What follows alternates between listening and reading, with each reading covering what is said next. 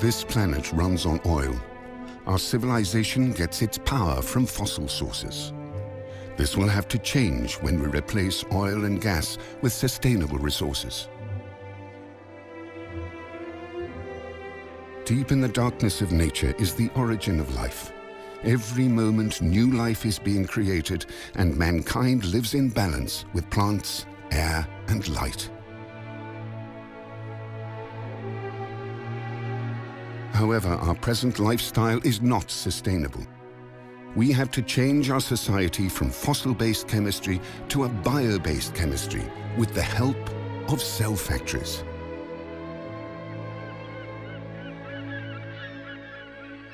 It's a paradigm shift. We have to replace oil, gas, and coal. The raw materials for chemicals have to come from biomass and other non-fossil sources. A new research center for biosustainability in Denmark will focus on identifying products suitable for bioproduction. With the help of cell factories, the center will open the way to producing chemicals from cheap non-fossil carbon sources, and thereby reduce the world's dependency on oil. The best brains in this field have been assembled in Copenhagen.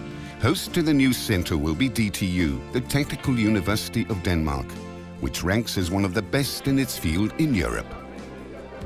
In December 2010, the Novo Nordisk Foundation's Center for Biosustainability was launched. At the Technical University, the director of the foundation handed the chancellor a donation of 700 million Danish kroner, the equivalent of $135 million US. The Center for Biosustainability is part of an investment program of 2.7 billion Danish kroner. The Novo Nordisk Foundation has created in Copenhagen a cluster of research centers in medicine and biology, and now also the new Center for Biosustainability. The reason for creating this basic research center is that we believe that we can transform the traditional material and ingredients industry that's based on oil, transform that into an industry based on biomasses. The director is the world's leading expert in systems biology modeling, Professor Bernhard Palsson. So microbial factories are a way to make chemicals and materials in a sustainable way. The role of our center is going to be to develop the science and the technology to make this possible. This is Medicon Valley, stretching from Copenhagen to southern Sweden. It's home to a cluster of universities and research institutions involved in ambitious studies in medicine and biology. This is where the Center of Biosustainability naturally belongs, and this is where Bernhard Palsson and his team of experts will concentrate their work on developing the cell factory concept. And the aim is to change the genetic code of microorganisms, including yeast, to make new products. Bernhard Palsson will have some of the finest experts in biotechnology at his side. Søren Molin, professor at Department of Systems Biology at DTU. My section will deliver the bacterial part of the next generation cell factories. Jens Nielsen, professor at Chalmers University of Technology in Sweden. We will develop novel yeast cell factories. Birger Møller, professor at the Faculty of Life Sciences, Copenhagen University. Our section delivers plant genes encoding synthesis of important medicinal compounds that may be used in cancer treatment. Søren, Brunak, professor at DTU. My section will use metagenomics for discovering new biochemistry using this diversity in the design of microbial cell factories. Mathias, Uhlen, professor at the Royal Institute of Technology in Sweden.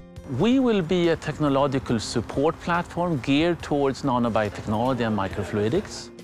Bernhard Palsson, professor at DTU. We have assembled a dream team of scientists which are the best in the world in their fields. I will be the center director. I will act like a coach to make sure that they all play to their fullest potential.